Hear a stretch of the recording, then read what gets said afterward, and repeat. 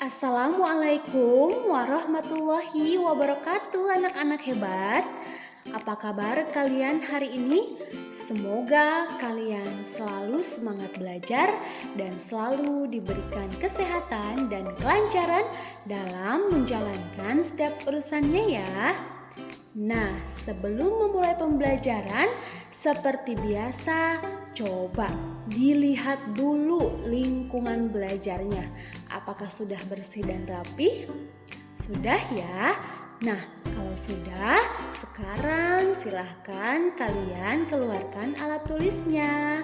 Kalau sudah, mari kita berdoa terlebih dahulu sesuai dengan kepercayaan masing-masing. Baiklah anak-anak hebat, jika semuanya sudah berdoa, Ibu akan menyampaikan bahwa hari ini kita akan belajar tentang tema 4, yakni kewajiban dan hakku. Subtema kedua yaitu kewajiban dan hakku di sekolah, pembelajaran pertama. Disimak terus ya video pembelajarannya. Nah, sekarang Ibu ingin mengajak kalian untuk mencermati teks yang berjudul Cara Menjadi Anak Pintar. Wah, di sini siapa yang mau menjadi anak pintar? Tentu semuanya pada semangat ya untuk menjadi anak pintar. Nah, Ibu akan bacakan teksnya, disimak ya. Setiap siswa hendaknya menjadi anak yang pintar. Kepintaran setiap siswa berbeda-beda. Siska pintar menyanyi, Vito pintar berolahraga, dan Mita pintar pada pelajaran matematika. Ada siswa lain yang pintar membaca dan membuat cerita pendek. Ada pula yang pintar membuat prakarya. Selain itu, ada pula yang pintar menari. Nah, bagaimana ya caranya menjadi anak yang pintar? Beberapa cara agar menjadi anak pintar antara lain tentu harus rajin belajar, kemudian mengerjakan tugas sekolah dengan tepat waktu, sering mengerjakan latihan soal, bertanya kepada guru jika mengalami kesulitan, tekun beribadah kepada Tuhan Yang Maha Esa, serta bertemanlah dengan siapa saja. Cobalah untuk menerapkan beberapa cara tersebut, maka kamu tentu bisa menjadi anak yang pintar. Nah, setelah membaca teks tersebut, berarti teks tersebut membahas tentang apa ya? Nah, teks tersebut menjelaskan tentang cara menjadi anak yang pintar. Tadi terdapat beberapa saran, terdapat cara bagaimana sih agar kita menjadi siswa yang pintar. Nah, dalam teks tersebut tentu kalian bisa mengetahui ada siapa saja ya dalam teks tersebut. Nah, ternyata dalam teks tersebut ada salah satu siswa yang bernama Mita. Mita itu pintar pada pelajaran matematika. Nah, ternyata salah satu tips agar Mita pintar matematika itu adalah sering membaca. Salah satunya membaca buku yang terdapat di ruang perpustakaan. Mita juga di ruang perpustakaan ternyata suka membaca buku tentang dongeng, buku tentang pelajaran, buku tari daerah, buku lagu daerah, dan sebagainya. Para siswa berhak meminjam 2 buah buku selama 1 minggu. Siswa yang meminjam buku wajib mengembalikan buku sesuai tanggal yang ditentukan. Nah, biasanya kalau misalkan nanti kalian pergi meminjam buku di perpustakaan, jangan lupa bukunya itu harus dikembalikan sesuai dengan jadwal ataupun waktu yang sudah ditentukan. Ya, nah sekarang Ibu punya contoh soal cerita masih tentang buku di perpustakaan. Disimak ya. Pada suatu hari, Mita meminjam buku di perpustakaan. Ketika masuk ke dalam ruang perpustakaan, Mita melihat ternyata ada buku sebanyak 150.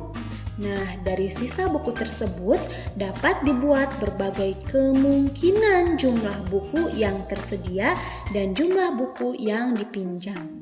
Nah, sekarang Ibu punya contohnya loh. Disimak ya cara mengerjakannya seperti apa.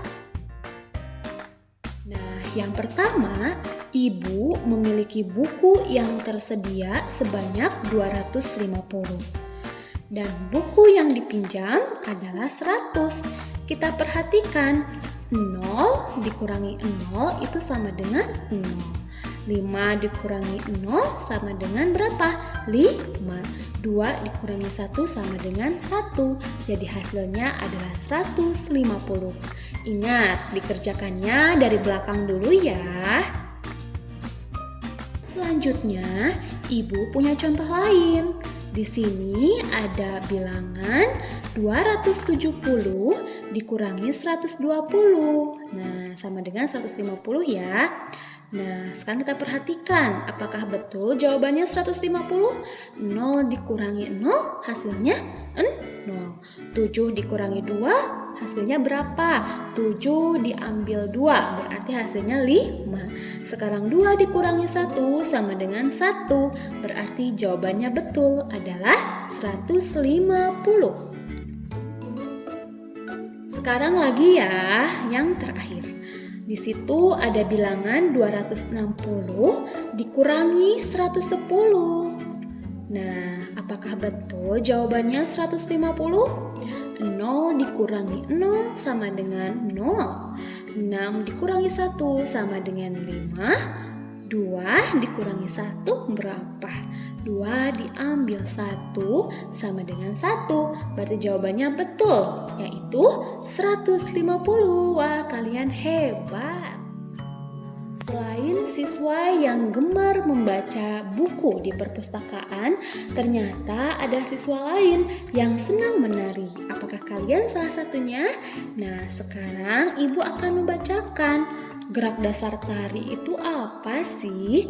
Nah, gerak tari itu adalah serangkaian gerakan indah dari anggota tubuh yang dapat dinikmati oleh orang lain.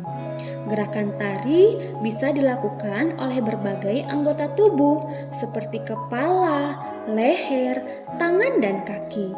Gerak kaki ada yang kuat dan lembut. Gerak kaki misalnya melangkah ke kiri dan ke kanan, berlari, berjalan di tempat, dan bergeser. Pertama adalah berdiri tegak, lalu berputar ke kiri, dan berjalan pelan 8 hitungan. Selanjutnya yang kedua, yaitu melangkahlah ke depan 2 kali, lalu mundur ke belakang juga 2 kali. Ketiga adalah melompat ke kanan 2 kali, lalu berputar ke kanan 4 hitungan. Bisa ya? Dan yang keempat adalah melompat ke kiri 2 kali, lalu berputar ke kiri 4 hitungan. Baiklah anak-anak hebat, jadi hari ini kita sudah belajar tentang cara menjadi anak pintar, kemudian kemungkinan pengurangan bilangan, dan yang terakhir adalah gerak dasar tari. Sampai jumpa nanti di kelas ya. Dan jangan lupa tugasnya dikerjakan dan dikumpulkan sesuai dengan waktu yang sudah ditentukan.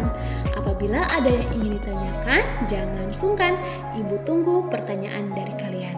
Semangat ya, kelas 3A, hebat, hebat, hebat, ceria. Dadah, Assalamualaikum warahmatullahi wabarakatuh.